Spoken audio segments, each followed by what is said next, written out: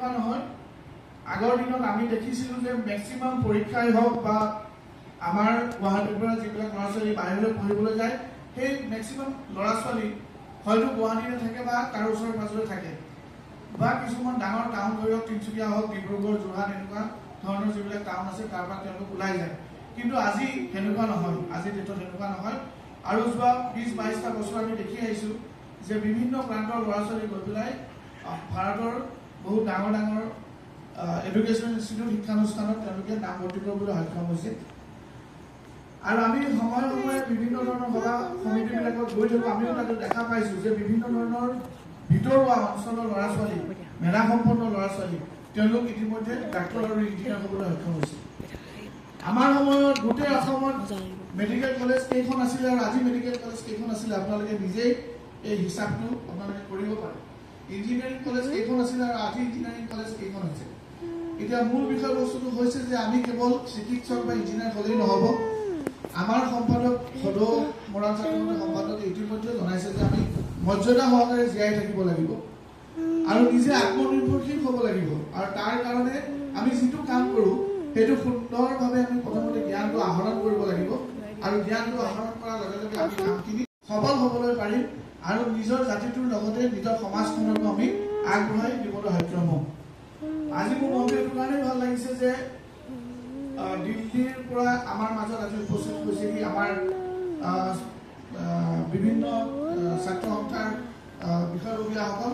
মই আশা ৰাখিছোঁ যে তেওঁলোকেও অসমৰ ছাত্ৰ ছাত্ৰীসকলক যি ধৰণে আগতে সহায় কৰি আহিছে ঠিক তেনেধৰণে তেওঁলোকে সহায় কৰিব, আৰু যাতে কোনো ধৰণৰ কমিউনিকেশ্যন গেপ যাতে আমাৰ ছাত্ৰ ছাত্ৰীসকলৰ নহয়, যাতে এনেকুৱা নহয় যে ফৰ্ম ফিল আপৰ ডেট পাৰ হৈ গ'ল আমি গম নাপালোঁ।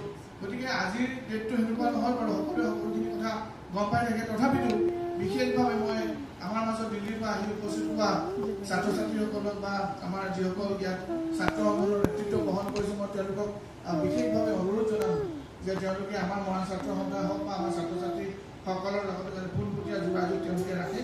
সন্মানীয় অধ্যাপিকা এগৰাকীও আহিছে, তেখেতৰ বহুমূলীয়া বক্তব্যত যথেষ্টখিনি কথা তেওঁ ক'ব।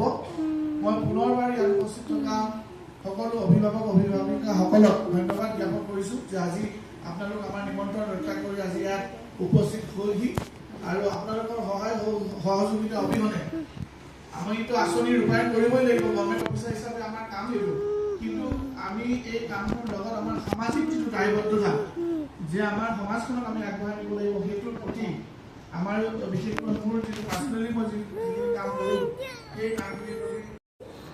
আৰু মই বৰ্তমান দিল্লী বিশ্ববিদ্যালয়ৰ সত্যবাদী কলেজৰ এগৰাকী সহকাৰী অধ্যাপিকা,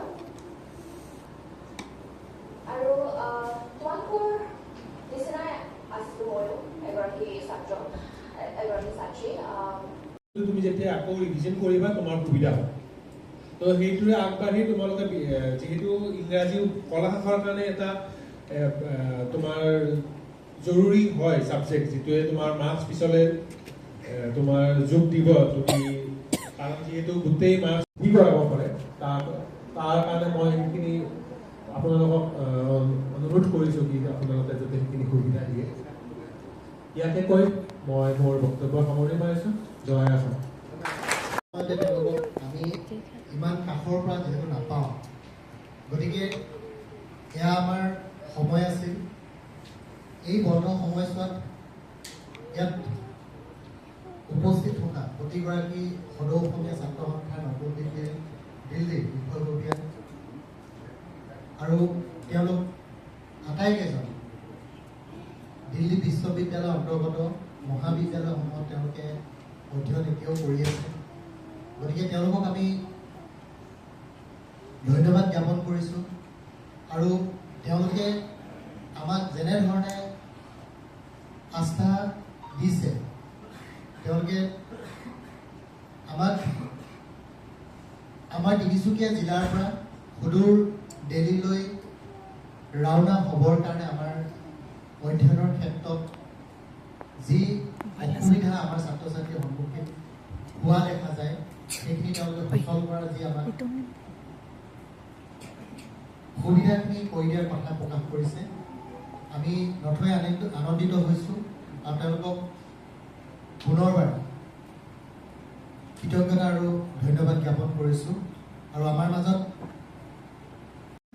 ছেকেণ্ড হয় তাত পঢ়াৰ লগতে আৰু বহুত বিভিন্ন অপৰচুনিটিজ পাব, যেনেকৈ ছ'চাইটিজ থাকে, কোনোবা যদি গান গাই ভাল পায় গান গোৱা ছ'চাইটি যাব পাৰে, ডান্স কৰা ছ'চাইটি যাব পাৰে, বা আৰ্ট কৰা বা NSS NCC বহুত কিবা কিবি আছে। পঢ়াৰ লগতে তোমালোকে যেন সেইবোৰো জইন কৰা। তাৰোপৰি দিল্লীৰ কথা ক'লে আমাৰ চবতছে আগত কুৱেশ্যনটো আহে যে মহিলাৰ সুৰক্ষা।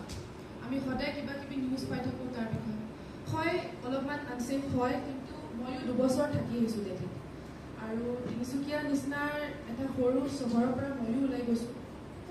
কিন্তু তোমালোকে যদি নিজেই নিজৰ সুৰক্ষা কৰা, বা তাৰ লগতেও যেনেকৈ আমাৰ দাদাই কৈছে পুলিচ ইউনিটতো বহুত ডিপাৰ্টমেণ্ট আছে যোনে ৱমেন ছেফটিৰ কাৰণে সদায় আগবাঢ়ি থাকে।